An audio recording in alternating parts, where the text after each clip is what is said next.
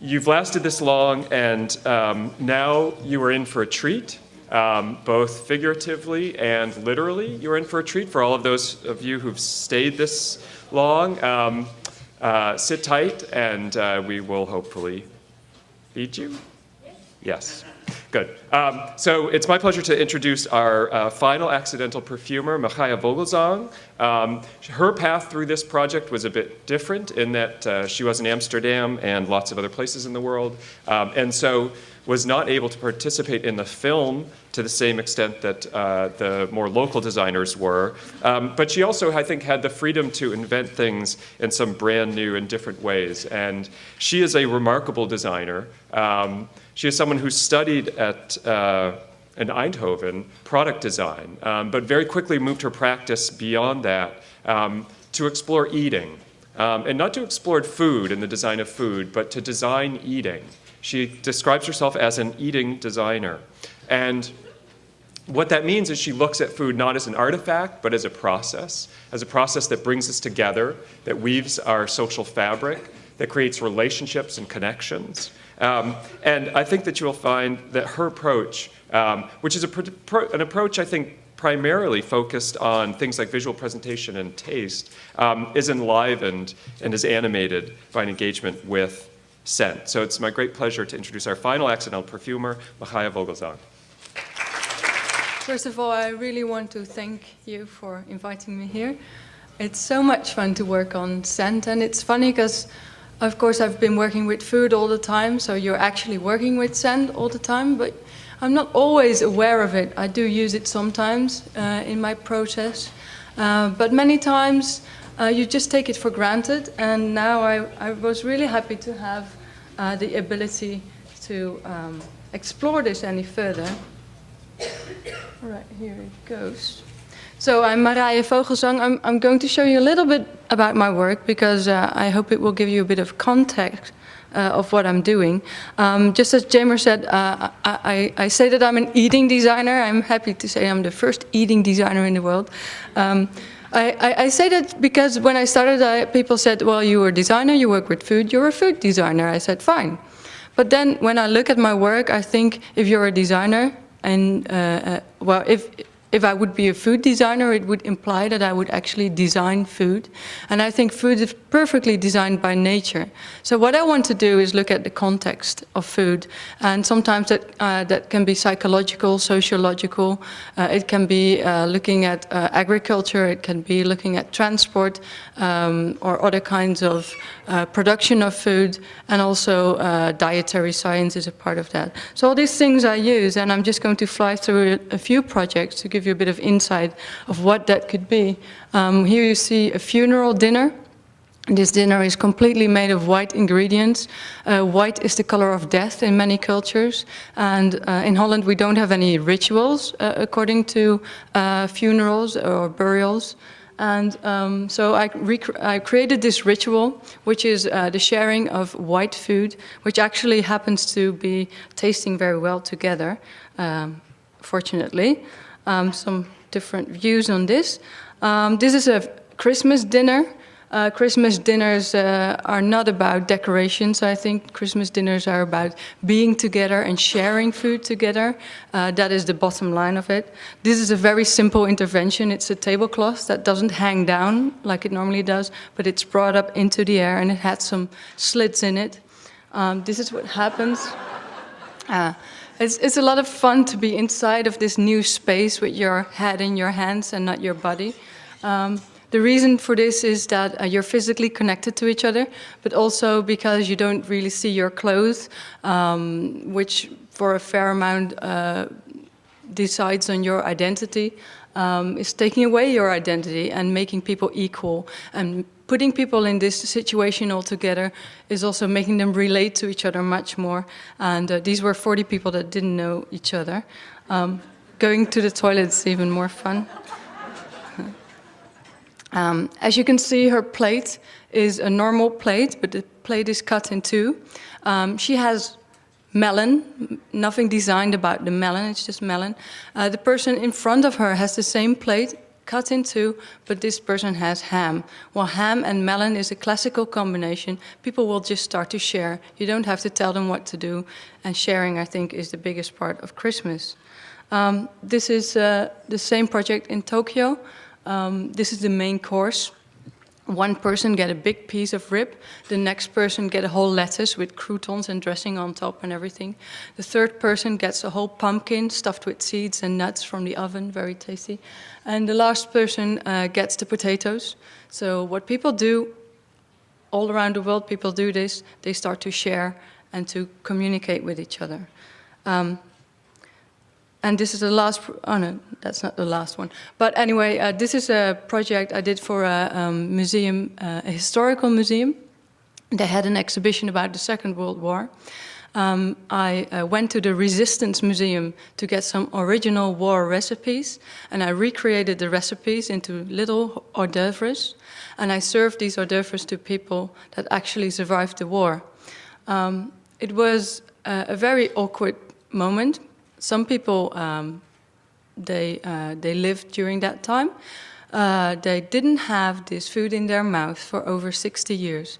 By putting this food in their mouth, they actually got back memories of that time, which were painful memories and very emotional memories, but also very beautiful and important memories, because it was a part of their life that they have been forgotten about.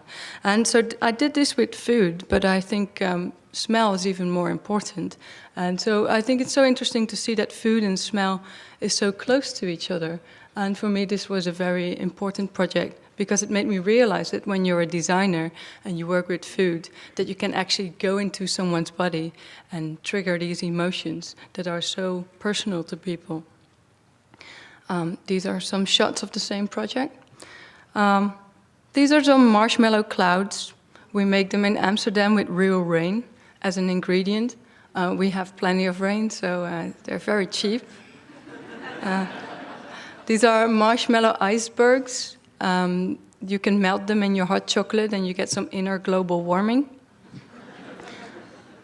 And this is a spoon. It's made from sugar. You can stir it in your tea and you don't have any dishes to do. This is a spoon. Well, it's a lollipop, really. It's a lollipop gun, which shows what sugar does to your body. And this is a project which is from quite a while ago, and I got it back because actually this is my first official smell project. This was for a museum that had an exhibition about smell, which was already 8 years ago. And what I did for them was I made lots of little snacks of various ingredients, but I made them all cubicle shaped, and they didn't really have a significant way of looking to understand what they were made of. So you wouldn't know what you were going to eat. And I put them on kind of pedestals that were sniff height, we call them. And so people first had to go and smell them before they will go and eat them to get a sense of what would be inside. On the left it says, you smell of what you eat. So it's all about the notion of smell and the awareness that you actually smell of what you eat, because a lot of people don't realize that. And this is a woman smelling, and it says the sniff height of a human being. So we had various heights for various sniffing people. So now about HEADSPACE. First I didn't know what it was, and I thought, wow, I need some HEADSPACE. That would be so nice. Some space in my head. Yeah, I'm sorry, maybe being Dutch, for me that was so obvious. And one of the first things I thought when I was thinking about this project was, because I work with flavor, that was for me my background.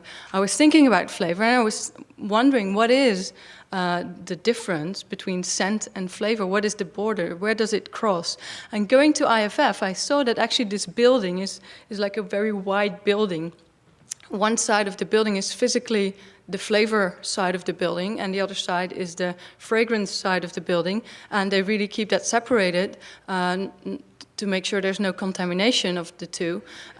So I went in and tried to contaminate the two, because I think that would be very interesting.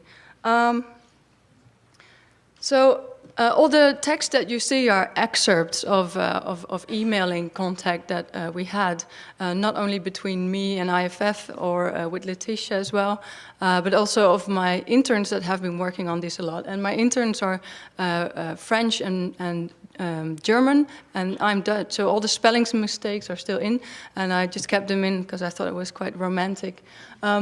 So I was thinking about what would intrigue me would be to have, are there any scents that we could eat? That would be, I thought that would be interesting because there's such a large separation, but also there would be a large overflow. For example, cherries are used in scents and cherries are used for flavor. Don't be scared of these people. These people are giving you some samples that I would like to ask you to take and keep with you, but not taste yet, please. So we'll direct you into that a bit later. So there's a kind of overflow in things that you use in fragrance and that you use in flavor that are very obvious, like cherries, for example. But there are also some things that are not edible that I was wondering that you could make edible. And of course, then you think about very strange things like to eat some, I don't know, some cake with a kind of metal flavor. But I don't think that is so interesting. I mean, you can make very shocking things, and there are many chefs making kind of shocking flavors. But I think what would be more interesting is to find out some fragrances or some smells that actually smell like they're edible or have this kind of food kind of smell, but they're actually not edible. So, for example, they're poisonous. Some kind of fragrances, they are actually poisonous to eat, but can we make them in a way that you can actually eat them? So I'm going to speak more about that, but this is a thing, one of the first things I emailed to Bernardo when I was going to visit him was that I was curious about flavors and especially peanuts, because I'm very much allergic to peanuts. And suddenly I realized, and now I'm standing here in front of you, being in America, I realized that artificial peanut flavor is very normal, but for me, it's not really. And so the first thing Caroline did for me was to make a kind of I think it's a kind of white chocolate mixture, but she added artificial peanut flavor in that. And for me, that was such an interesting thing, because I haven't been eating peanuts for maybe 15 years, and I remember that taste, and I know it very well, but I have never had a peanut since, or maybe sometimes without knowing, and then I got ill, so it's not a very positive experience. And then to have that little cup of kind of artificial peanut butter was very special for me. So I took a little taste of it, and then I felt my body wanting to go and react. And then eventually it didn't, but something did happen. So it was a kind of psychological reaction. That was for me a very crazy thing, and I wanted to share this with you because it was very. It made a big impression on me. But then I thought, well, this is only interesting for me personally and maybe not so much for the people. So then I went back to the non-edible fragrances and that smell that could be edible. And it's a thin line. For example, tomato leaf, it smells delicious and edible, but it's poisonous. People that sell tomatoes many times sell it on the branches, because the branches, they have this very nice smell, and then they sell more of it. And so that's really the only way to add the branches to the tomatoes, that it just gives a little bit of that smell. So there are many scents that are sideways connected to flavor, but are physically inedible. So tomato leaf are poisonous. But maybe also I was thinking pipe tobacco, I think, could be very tasty. Or maybe a hint of clay to your food could be interesting. Grass is something that is completely non-edible. There's far too much cellulose in grass. We can't digest it, but we all like the smell of grass a lot. Talc powder could be interesting, maybe leather. And then I thought about wood, because there's just one kind of edible wood. I'll come back about that a bit later, which is licorice wood. But all the other kinds of wood, I love the smell of wood. but you can't eat it. So I was thinking, wouldn't it be nice if we would have a kind of set of tools, maybe some bowls from wood, or some spoons, or some bread boards, like cutting boards, that are made from wood, but they're flavored with all these kind of fragrances that are inedible, but they're used as a flavor on this wood, and that you can actually eat with them, and then you eat your food, but you have an extra eating experience because of the fragrance that you eat. Today I was thinking about a new word. If you would put flavor and fragrance together, you have flagrance. So then you say, this is a tool with a nice fragrance, because it's not really a flavor, but also not really a fragrance. So I'd like to introduce flagrance. So if you eat using these tools, you add an extra flavor to your dish that isn't actually edible, but is adding to your eating experience. So that's the bottom line. And first, I really wanted to make these kind of tools that always will have the flagrance in it. I'm really happy I can use it in a sentence. And then you can just buy them, and then you have a whole collection of different ones, and then you can say, well, tonight I'm thinking of making a dessert with a very nice strawberry. I have some fresh strawberries and some mint, and maybe I have this bowl with a tomato leaf fragrance, and then you can combine these two. But then maybe if you have another bowl that has a tauky kind of fragrance, maybe you want to combine that with some white chocolate ice cream, maybe. So you can have a whole collection and just combine that with your normal cooking. So actually it would extend also your way of thinking about cooking, and it could be a very nice experience. I'm not sure if it's actually possible to do that with wood, that the smell stays in it so long. I know that it's possible with plastic, so I didn't really want to get into the practicality so much. But we did want to try everything out, so my studio turned into a very large laboratory. Everywhere we had little samples and little pieces of wood where we were testing all the fragrances on, and we were smelling all the time. And unfortunately, I have to be honest to tell you that a large amount of time when we did this project, I was really ill and my nose was blocked and I couldn't smell anything. So a part of this is really, I'm really grateful for my interns with fine noses that did that for me. So I just want to show a few pictures, because I really liked all this kind of semi-laboratory, because, you know, we're not scientists, we're not fragrance people, we're just designers. So for us, this is a lot of fun to go and try to make all these little samples. This is an excerpt of an email, a HEADSPACE conclusion of the spoons, which lasted in the oil bath over the weekend. The wood soaked a lot of oil, which means it is not necessary to dip them completely in oil. Each spoon smells of its own flavor. So what we did, we had these wooden spoons, and we tried to, because normally if you have wooden kitchen tools, you would also treat them with an oil bath to get them protected for any stains.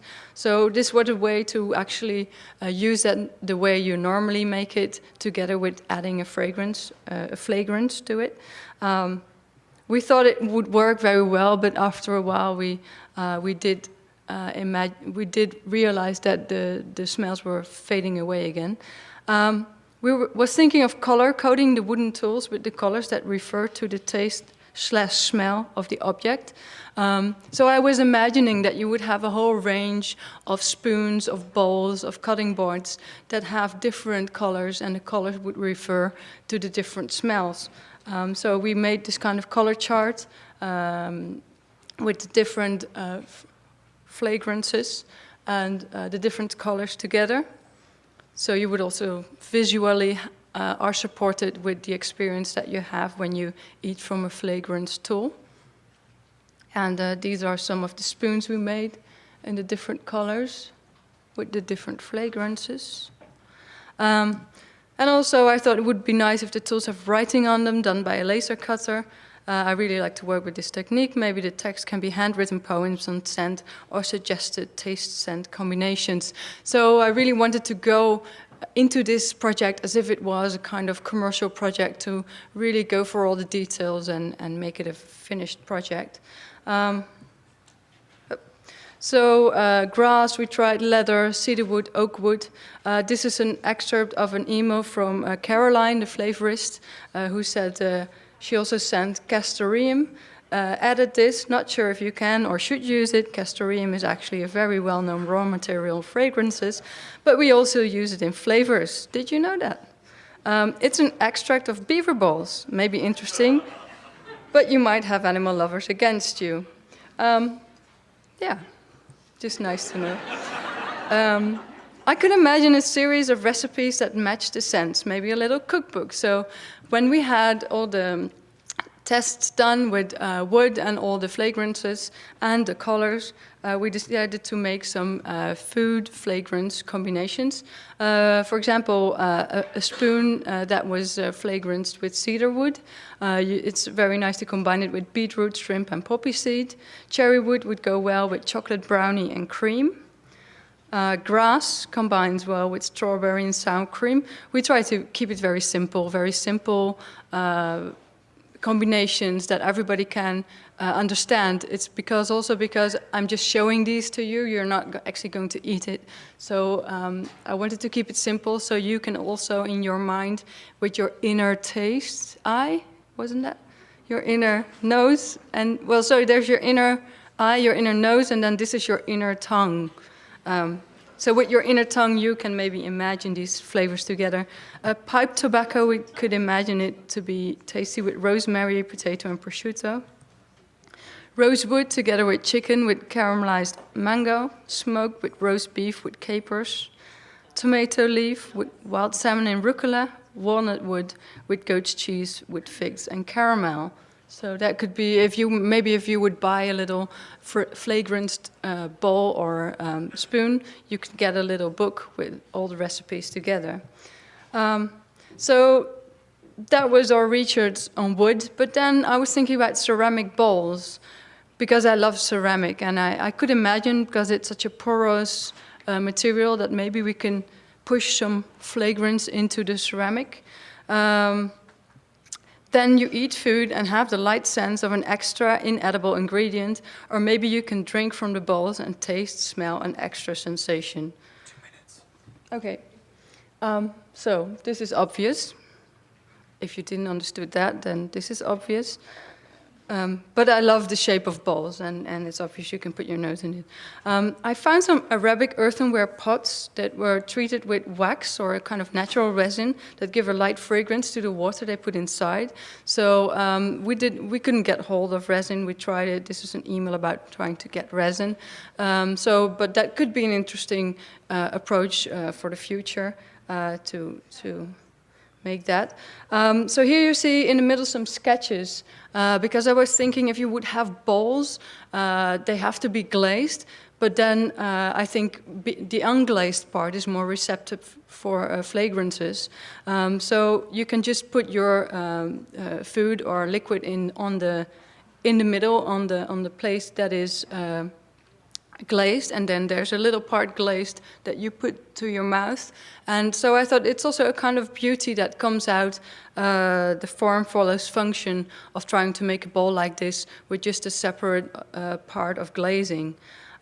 So we started actually with a friend of mine who's a ceramist to make some, I just have 2 minutes, right? Yeah. Oh, okay. I thought I was the last one, so I was just blabbing away. I will be very quick. But yeah, you have to have some good thing of being the last person. So this is partly glazed, going in, in the oven. I really like these pictures of the making of, starting to be laboratory. We tried adding flavor before it went into the oven, and then also we put some grinded coffee beans into the ceramics before it went into the oven, but everything burned away, so we're still trying to understand how it works.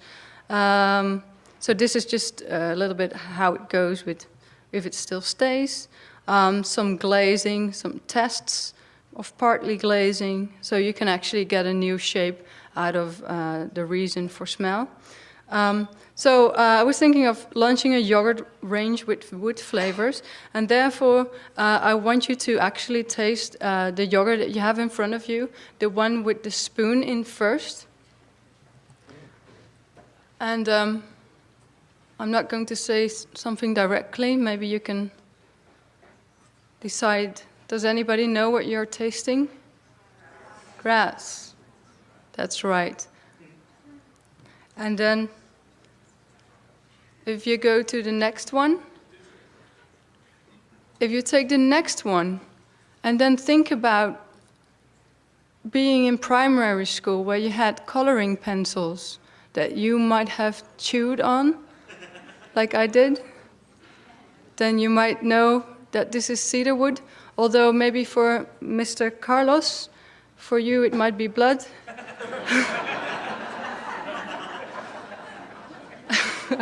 Sorry about that. Well, so I'm going to be a bit quick. This is a little comment.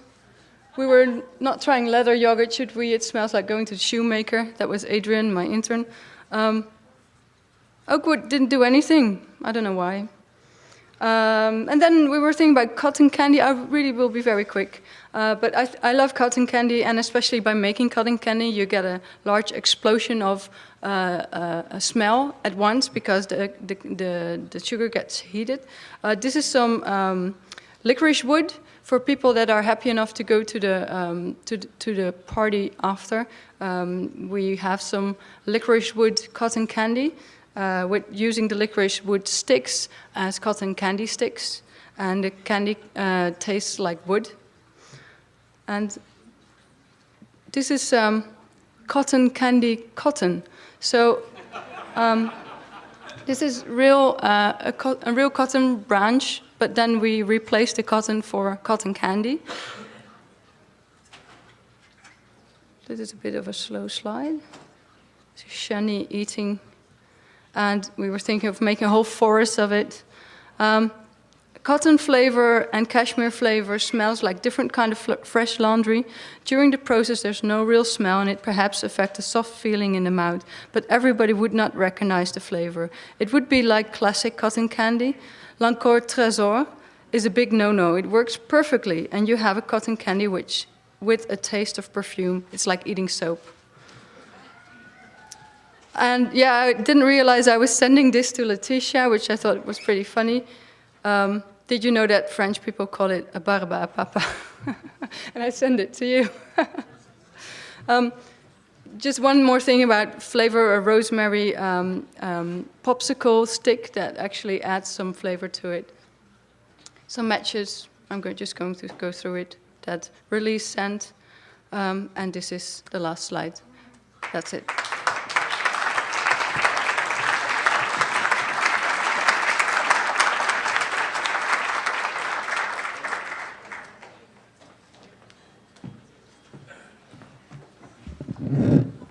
Okay, a little bit of decoding for you, for those who've been playing along during the day.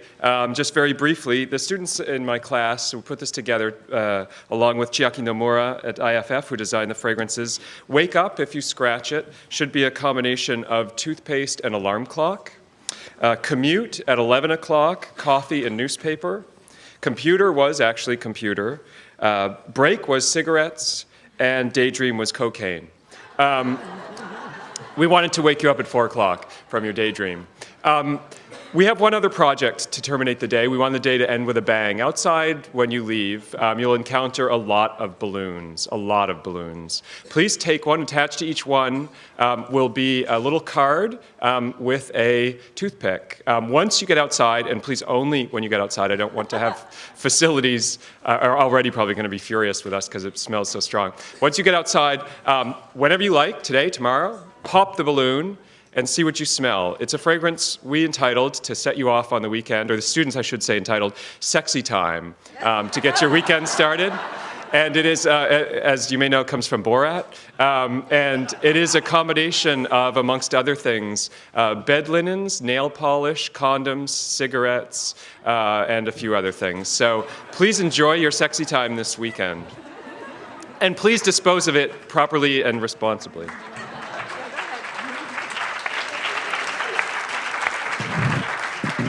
Just before you leave, I just want to read you the last email I got last night, very late, at about 1 o'clock in the morning. Between all the semen, anti-gravity, and 500 sexy time balloon not fitting through the doors, you realize that HEADSPACE is the kind of event where you can joke about having an albino animal parade coming in, and it's not immediately obvious that it's a joke. Eva Wisten, thank you very much. Thank you all, and the website for the event will go live in a few days, and we'll have videos for all the presentations. Thank you for coming, and thank you to everybody.